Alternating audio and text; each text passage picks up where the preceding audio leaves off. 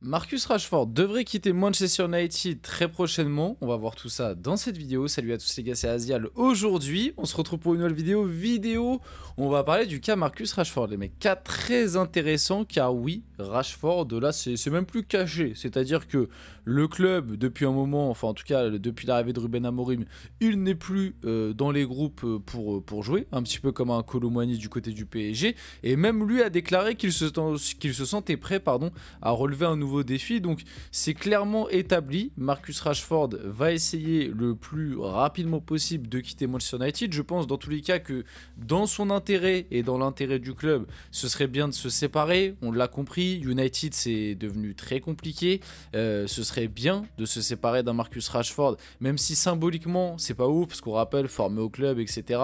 Et que sur le papier, s'il est en bonne forme, c'est sûrement le meilleur joueur de l'effectif de United. Mais quand tu prends en compte l'énorme salaire qu'il a, quand tu prends en compte le fait que United démarre entre guillemets un nouveau projet sous Ineos, c'est un nouveau projet avec Ruben Amorim, ce serait peut-être un mal pour un bien finalement que Marcus Rashford se trouve un nouveau projet, une porte de sortie quoi, et que United démarre un nouveau cycle sans Marcus Rashford. Donc on va parler de tout ça dans cette vidéo, on va parler de Rashford, United et du Paris Saint-Germain. Car oui, Rashford du coup est un nom qui est très souvent et depuis pas mal d'années associé au PSG. Donc on va en discuter. Est-ce que le PSG doit aller sur Marcus Rashford si il y a l'opportunité dès cet hiver ou l'été prochain?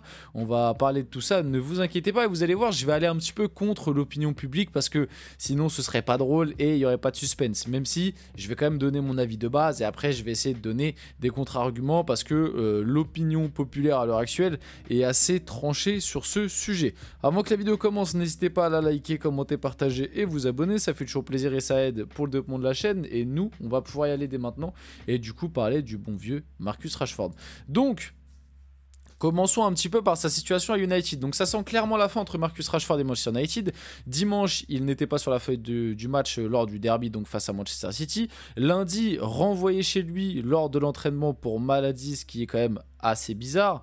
Et mardi, ouvre clairement la porte à un départ au micro d'Henry Winter. Et Rashford a clairement déclaré, je me sens prêt à... Je sais pas si je l'ai mis juste après. Ah bah oui, voilà. Je l'ai mis juste après en déclaration. Donc Rashford a clairement déclaré, personnellement, je suis prêt pour un nouveau défi. Je ne ferai aucun commentaire négatif sur Manchester United lors de mon départ. Je serai toujours un Red Devil. Donc le message est plutôt clair, que ce soit de la part du club ou du joueur. On va tranquillement vers une séparation. Une séparation qui, je pense, va faire du bien un peu à tout le monde. Parce qu'on le voit, Marcus Rashford, depuis sa prolongation en 2022. Comme quoi les prolongations en 2022 ont fait...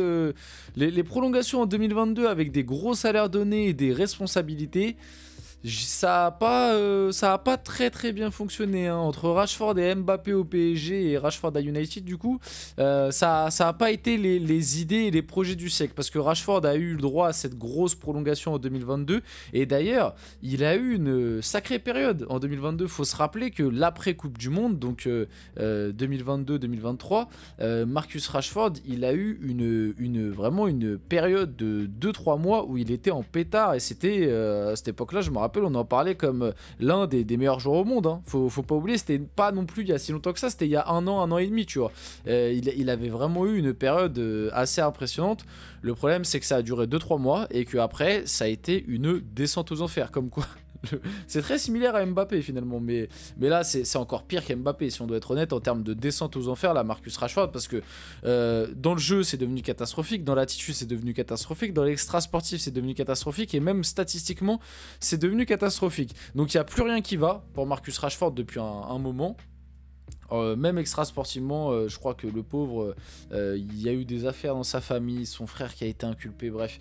C'est pas un long fleuve tranquille en ce moment la vie pour Marcus Rashford. Sur le terrain ça va pas trop, en dehors du terrain ça va pas trop. On voit un joueur qui est en déclin total du côté d'United, et est-ce que du coup aller voir ailleurs serait pas la bonne idée? Dans tous les cas c'est le chemin que ça prend. Mais oui, je pense que ça va lui faire du bien. Comme je dis un peu avant, en plus pour United, je pense que c'est bien de se séparer de Rashford parce qu'on le voit, il ne t'apporte plus ce qu'il te coûte. Voilà, parce qu'il a un énorme salaire, Rashford à United. Hein. Il a vraiment un énorme salaire. J'ai pas les chiffres exacts, mais c'est sûrement l'un des salaires les plus élevés de l'APL. Donc, bien évidemment qu'à l'heure actuelle, avec le rendement qu'il a, c'est une perte énorme pour United. Surtout que United a de grosses difficultés sportivement à l'heure actuelle. United démarre un nouveau projet, donc peut-être démarrer ce nouveau projet sans Rashford. Je sais que ça va faire mal à certains supporters United parce que c'est un enfant du club et que c'est toujours dur de lâcher un enfant du club, surtout un enfant du club qui à un moment a eu un top très élevé et qui a fait rêver, je pense, beaucoup de Mancuniens. Mais je pense vraiment que c'est la meilleure chose à faire pour tout le monde. Donc maintenant, on va se poser la question sur Marcus Rashford. Quel club va récupérer Marcus Rashford? Alors, il y a eu plein de noms de clubs qui sont sortis. Ça a parlé un petit peu de l'Arabie Saoudite, ça a parlé potentiellement d'autres clubs de PL. Notamment, j'ai vu passer Newcastle, j'ai vu passer Chelsea, j'ai vu passer qui d'autre qui était chaud pour récupérer Rashford? Non, je crois Newcastle, Chelsea en PL. Et après, hors PL, j'ai vu passer le Barça. Bon, après, le Barça, j'y crois à zéro parce que financièrement, c'est compliqué. Mais j'ai vu passer le nom du Barça et bien évidemment, le PSG. Donc, comme vous le voyez juste ici, le Paris Saint-Germain n'est pas intéressé par la signature de Marcus Rashford, et c'est un petit peu l'opinion de tout le monde à l'heure actuelle, c'est-à-dire de dire que Rashford au PSG ce n'est pas une bonne idée, on n'en veut pas, etc. Et en réalité, je suis plutôt en accord avec ça. Je suis plutôt en accord avec ça pour plein de raisons. Déjà, le fait que Rashford, il est hyper irrégulier. Le fait qu'il ait un énorme salaire. Le fait que, comme j'ai dit un petit peu avant, extra sportivement et sportivement, ces derniers temps, ça va pas fort. On le sait que Rashford n'est plus forcément... Enfin, peut-être qu'il l'a jamais été, mais en tout cas, ces derniers temps, ça ressort beaucoup que en dehors du terrain, il fait beaucoup de choses qui ne sont peut-être pas le train-train quotidien d'un sportif de haut niveau. Donc, pour toutes ces raisons-là, ça pue la mauvaise idée pour le PSG. En plus, on le sait très bien, ce style de joueur-là à Paris. En plus, les Anglais, on peut se dire, en dehors de la PL, ils ont quand même, pour la plupart en tout cas, du mal à bien s'acclimater. C'est très rare. Les Anglais qui s'en sortent bien en dehors de l'APL, même s'il y en a eu, hein, tu vois, en ce moment il y a Bellingham, etc. Mais il y en a toujours. Mais c'est quand même rare que les Anglais s'exportent et s'exportent bien. Donc pour toutes ces raisons-là, oui, je suis en accord avec l'avis l'avis populaire actuel de dire que Rashford, j'en veux pas à Paris et que ça pue la mauvaise idée. Maintenant que ça est dit, si je dois donner des arguments un petit peu pour... imaginons, allez, on se dit, mais si c'était finalement pas un bon coup.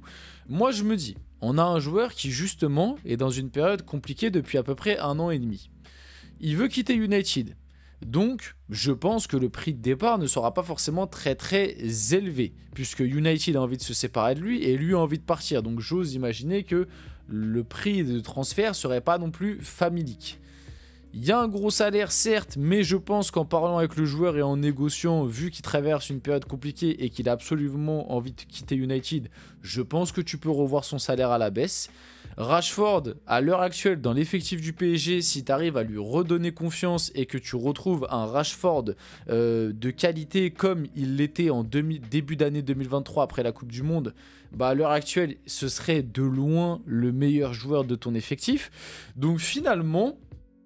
je me dis, dans un monde où tu arrives à négocier un salaire à la baisse, avec une sacrée baisse, tu arrives à négocier un prix pas trop cher pour le sortir d'United cet hiver, et tu arrives à remettre le joueur en confiance sur la suite de la saison, finalement, est-ce que c'est une si mauvaise idée que ça? Alors je sais que ça fait beaucoup de si, mais le dossier peut très bien se dérouler comme ça. Hein. Moi je pense vraiment que Rashford, il n'est pas... Enfin, si vraiment il demande le même salaire qu'il avait à United, il trouvera pas d'autres clubs. À part l'Arabie Saoudite peut-être. Après peut-être que son objectif c'est d'aller en Arabie Saoudite, mais s'il pense encore au projet sportif, on va dire, en Europe, moi je pense que Rashford il est conscient qu'il trouvera pas un autre club qui lui donne le salaire qu'il a. Donc automatiquement tu peux négocier un salaire à la baisse. Comme j'ai dit juste avant, Rashford United ils veulent se quitter bons amis. Donc je pense que tu peux négocier, allez, pour 40-50 millions, je pense que ça peut se négocier très clairement. Franchement, un Rashford pour 40-50 millions avec, on va dire, un salaire à la hauteur d'un Kolo Muani. Tu vois, si tu arrives à refourguer Kolo Muani et que tu lui donnes si tu donnes le salaire de Kolo Muani à Rashford, que tu arrives à le choper pour 40-50 millions et qu'inversement... En fait, ce serait un échange Kolo Muani-Rashford. Si t'arrives à vendre Kolo Muani, bon même si ça paraît compliqué, mais 30-40 et que tu chopes Rashford 40-50, avec à peu près le même salaire, et bah moi je pense que tu perdrais pas au change au final. Et après, il faut voir bien évidemment ce que tu as d'autre sur le marché, mais est-ce que Rashford serait pas une très bonne opportunité de marché pour ce PSG qui, on n'arrête pas de le dire, manque de qualité. Rashford, il a pas non plus 30 ans, hein, si je me trompe pas, il a 25-26 ans. Je crois il est de la même génération. Non, je crois il a même un an de moins qu'Mbappé, je crois c'est un 99, donc il a 25 ans. Il n'est pas fini complet. Comme j'ai dit, s'il arrive à retrouver un petit peu de rythme, un peu de confiance en Ligue 1, je pense que c'est quelque chose qu'il peut retrouver. Ça peut être ton meilleur joueur sur le papier de l'effectif, en tout cas offensif. Donc, tu vois, quand tu mets tout ça bout à bout, est-ce que c'est foncièrement une si mauvaise idée que ça? Maintenant que j'ai dit ça, je tiens à rappeler pour finir la vidéo que je ne le ferai pas quand même. Mais il y a quand même des pour, je trouve, dans cette histoire. On finit la vidéo là-dessus. J'espère que cette vidéo vous a plu. Si c'est le cas, n'hésitez pas à la liker, commenter, partager et vous abonner, les gars. C'était Asia. Là, on se retrouve très rapidement pour une prochaine vidéo.